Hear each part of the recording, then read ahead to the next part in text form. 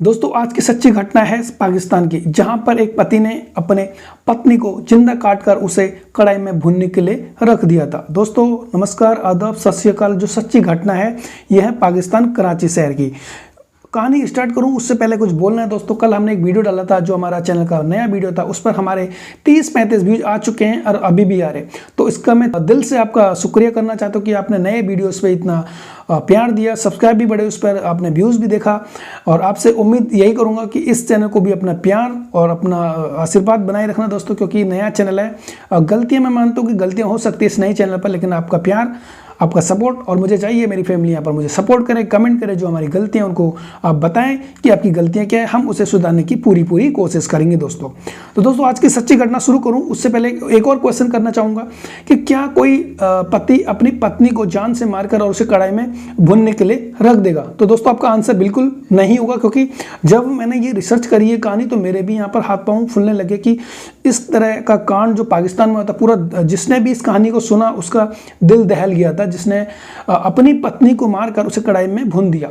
तो दोस्तों आप इस कहानी को पूरा सुनिएगा। अगर आप आधा सुनेंगे तो आपको समझ नहीं आएगा कहानी में क्या ट्विस्ट था और कैसे और क्या हुआ ये कहानी। आज की जो कहानी है, पाकिस्तान में एक जोड़ा रहा करता था, हस्बैंड वाइफ, उनके 6 बच्चे। मतलब मोहम्मद आसिक था पति और पत्नी का नाम था नरगिस, और इनके 6 बच्चे थे, जिसमें से 15 साल की सबसे बड़ी लड़की थी, बहुत समझदार थी। तो ये किसी स्कूल में रहा करते थे, जिसे 9 या 10 महीने से ये स्कूल बंद पड़ा हुआ था। इसमें इसके आशिक जो पति होता है, इसको किसी एजेंसी के थ्रू यहाँ पर जॉब मिलती है प्लेसमेंट द्वारा, और ये यहाँ पर रखवाली करता है चौकीदारी का। और जब चौकीदारी कर रहा होता है तो इसको यहाँ पर एक कमरा रहने के लिए दिया जाता है, जिससे अपने बच्चों के साथ, अपनी फैमिली के साथ रहता था, और साथ ही साथ एक किचन भी दिया जाता है। इसकी जो बड़ी लड़की होती है, अचानक देखते कि इसके अम्मी अब्बू लड़ाई करते हैं, लेकिन ये रोज़ का ड्रामा था, क्योंकि जब से ये यहाँ आए थे तो ये इसके अम्मी और अब्बू हमेशा लड़ते थे। लेकिन एक काली रात ऐसी आई 13 जुलाई 2022 को, जब ये लड़ रहे थे, रात के 10 बज रहे थे। तो जब इनकी बड़ी लड़की देखती कि अम्मी अब्बू दोनों लड़ रहे हैं, और इसने देखा कि इसके अब्बू इसकी अम्मी के मुंह पर चढ़े हुए हैं और ऊपर से तकिया रखा हुआ है, मुंह बंद करा हुआ है। तो ये लड़की ने जब देखा, उसका ये कहना था कि ये रोज़ का था, तो मैंने सोचा ये रोज़ की तरह ये फिर कल सुबह फिर आपस में बात कर लेंगे। लेकिन ऐसा उस दिन नहीं हुआ था। जब 13 जुलाई 10 बजे रात को, तो जब इसकी बच्ची सोने गई, तो जब इसने सुबह देखा 4 बजे इसके मम्मी अब्बू, इसके अम्मी और अब्बू नहीं है कमरे में, तो ये परेशान हो जाते कि 4 बजे इसके अम्मी अब्बू कहाँ है। जब ये ढूंढते, क्योंकि वहाँ पर स्कूल में बहुत कमरे थे और एक इनको किचन दिया गया था जो दूर था।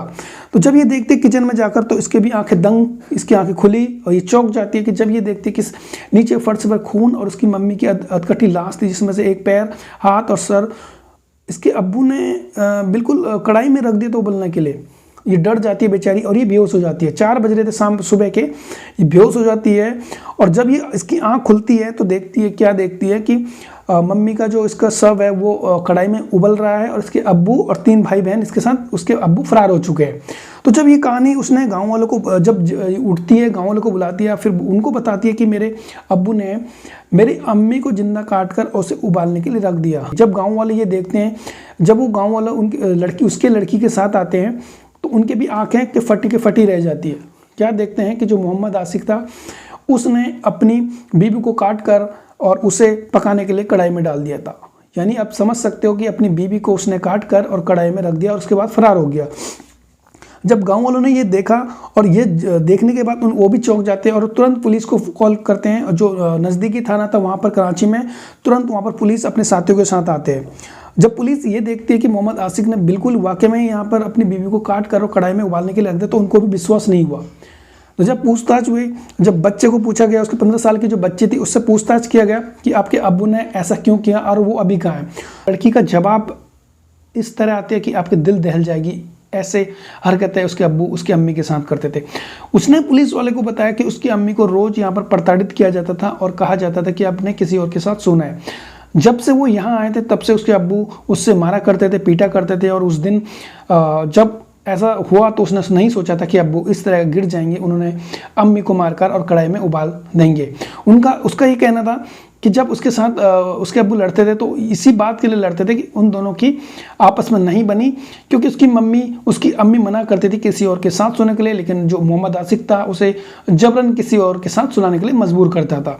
तो ऐसी घटना सुन के पुलिस वाले भी दहल गए कि किस तरह से कोई अपनी पत्नी को किसी गैर मर्द के साथ सोने के लिए कैसे मजबूर कर सकता है।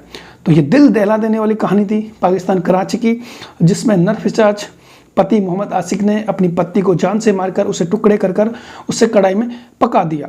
तो दोस्तों आपको कहानी कैसे लगी, और आपको ने ये जरूर बताना है कि ऐसे जो सरफिरे पति होते हैं उसको किस तरह की यहाँ पर दंड दिया जाए, जैसे ये दोबारा ना हो ऐसी कहानी।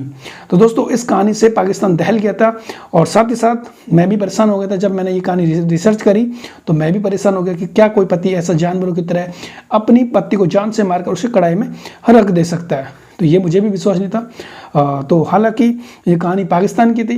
तो दोस्तों आज की ये कहानी आपको कैसी लगी आपने कमेंट जरूर करना है, और जो भी गलतियां हैं वो बिल्कुल कमेंट करना है।